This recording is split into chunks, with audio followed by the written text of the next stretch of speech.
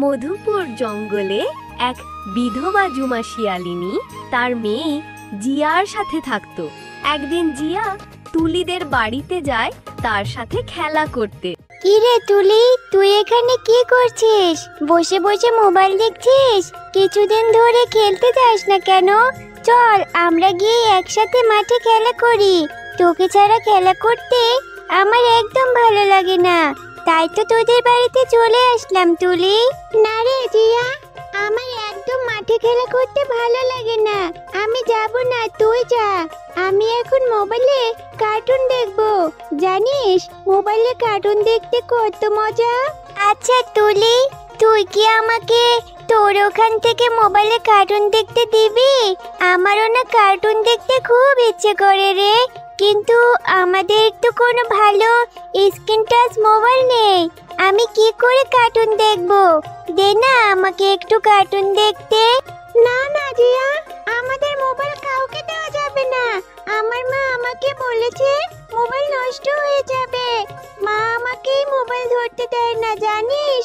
আমি লুকিয়ে লুকিয়ে বসে উঠানে মোবাইল দেখছি। তুই মোবাইল ধরলে মোবাইলটা নষ্ট হয়ে যাবে। আচ্ছা ঠিক আছে, না দিলি তোর সাথে আমি আর খেলবো না। আমি বাড়িতে গিয়ে এক্ষুনি মাকে বলবো আমাকে মোবাইল কিনে দিতে। আমার মা আমাকে মোবাইল কিনে দিবে, তারপর আমিও কার্টুন দেখবো। তুই একদম পচা।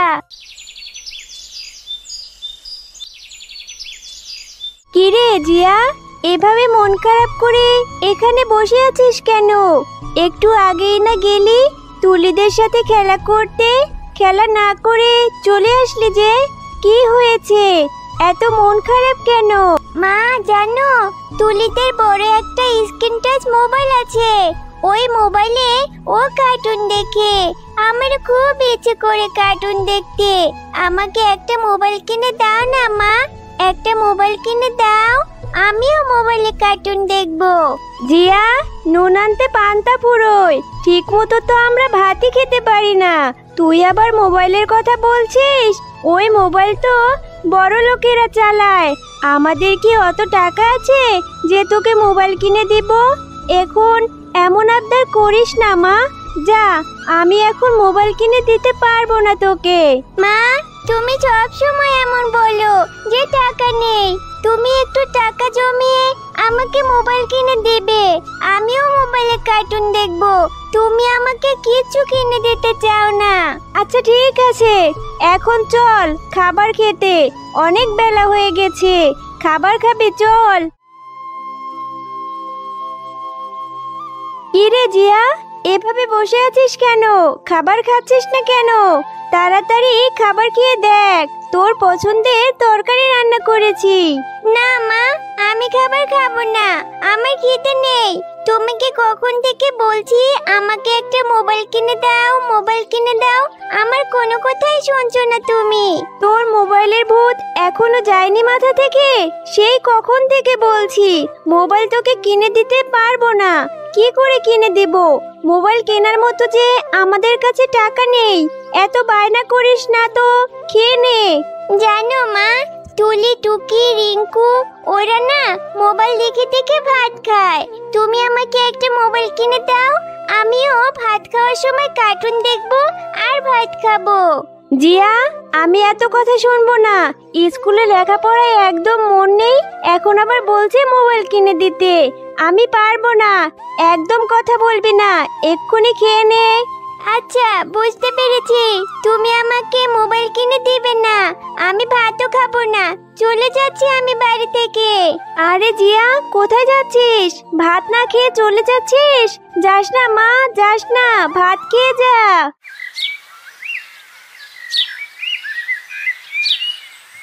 জিয়া, তুই এখানেই থাক মা, আমি একটু জঙ্গলের দিকে যাচ্ছি, দেখি কোনো ফলমূল পাওয়া যায় কিনা। ঘরে যে খাবারের মতো কোনো কিছুই নেই রে মা। ও মা, তুমি জঙ্গলে যাবে? তাহলে আমাকেও সাথে করে নিয়ে যাও না মা, আমারও যে জঙ্গলে ঘুরতে অনেক ভালো লাগে, আমিও যাব তোমার সাথে ফল সংগ্রহ করতে। না রে মা, তোকে কি করে নিয়ে যাব? ওই জঙ্গলের মধ্যে দিয়ে অনেক ভয়ানক জীবজন্তু থাকে। ওখানে তোর যেতে হবে না, আমি যাচ্ছি। তাড়াতাড়ি করে তোর জন্য কিছু একটা নিয়ে চলে আসবো। সেই কখন থেকে জঙ্গলের মধ্যে ঘুরছি, কোনো একটা ফলের গাছও দেখতে পারছি না। আজ মনে হয় আমার খালি হাতেই ফিরতে হবে। ওই তো ওই জঙ্গলের দিকে একটু গিয়ে দেখি কোনো ফলমূল পাওয়া যায় কিনা। ঝুমা শিয়ালিনী, কোথায় যাচ্ছো? আমার গাছটাকে ঝাঁপটে ধরেছে লতা পাতায়, খুব কষ্ট হচ্ছে। আমি এক জাদুর গাছ, তুমি আমার গা থেকে লতা পাতাগুলো সরিয়ে দাও, আমি তোমাকে সাহায্য করব। আহারে, সত্যি তো গাছটাকে লতা পাতায় কিভাবে ঝাপটে ধরেছে। তুমি চিন্তা করো না জাদুর গাছ, আমি এক্ষুনি তোমায় পরিষ্কার করে দিচ্ছি।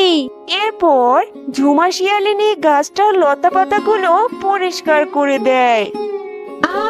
কি যে শান্তি লাগছে। ঝুমা শিয়ালিনী, তুমি আমার অনেক বড় উপকার করলে। এবার বলো তোমার কি দরকার, আমি তোমাকে সাহায্য করব। তুমি আমাকে শান্তি দিয়েছো। তুমি সত্যি আমাকে সাহায্য করবে? তাহলে শোনো, তুমি আমাকে একটা মোবাইল দাও না। আমার ছোট মেয়েটা মোবাইলে কার্টুন দেখবে বলে বায়না ধরেছে। তুমি আমাকে একটা মোবাইল দাও। আচ্ছা শিয়ালিনী, এই নাও। আমি জাদু করে আমার এই গাছে অনেক মোবাইল এনে দিয়েছি। তুমি এখান থেকে যত ইচ্ছা মোবাইল নিয়ে তোমার মেয়েকে দাও। আমি তোমাকে সব সময় সাহায্য করব। এই জাদুর গাছ থেকে সব অসহায়রা মোবাইল নিতে পারবে। সত্যি তো, এই গাছে দেখছি কত মোবাইল। আমি এক্ষুনি এখান থেকে একটা মোবাইল নিয়ে আমার মেয়েকে দিচ্ছি। আর এই গ্রামের অসহায়দের তোমার কথা বলছি। তোমাকে অনেক অনেক ধন্যবাদ জাদুর গাছ।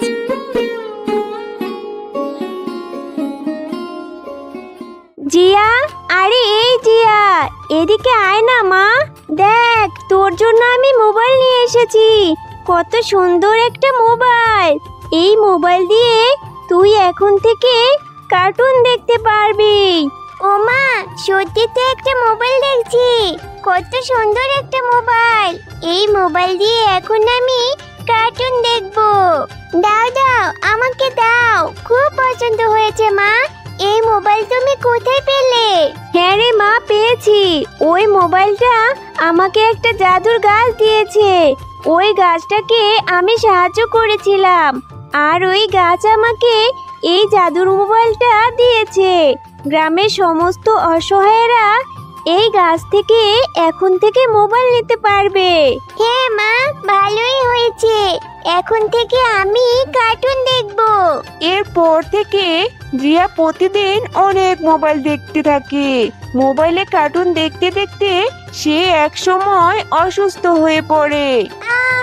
আমার মাথা ব্যথা করছে, আমার চোখও ব্যথা করছে, আমার খুব খারাপ লাগছে। মা, ও মা, তাড়াতাড়ি এদিকে এসো মা। আমার অনেক মাথা ব্যথা করছে, আমার চোখে ব্যথা করছে, আমার মোবাইল দেখতেও ভালো লাগছে না। আমি আর কার্টুন দেখবো না মা। জিয়া, এসব তুই কি বলছিস? তাহলে কি জাদুর মোবাইলের জন্য এসব কিছু হলো? আমার মেয়েটা এভাবে অসুস্থ হয়ে গেল কি করে? চল এক্ষুনি ওই জাদুর মোবাইলের গাছের কাছে চল তো। হ্যাঁ মা, তুমি আমাকে সুস্থ করে দাও। আমার যে আর ভালো লাগছে না, আমার খুব কষ্ট হচ্ছে মা। আমাকে জাদুর মোবাইল গাছের কাছে নিয়ে যাও। জাদুর মোবাইল গাছ, আমার মেয়ে মোবাইল দেখতে দেখতে অনেক অসুস্থ হয়ে গেছে।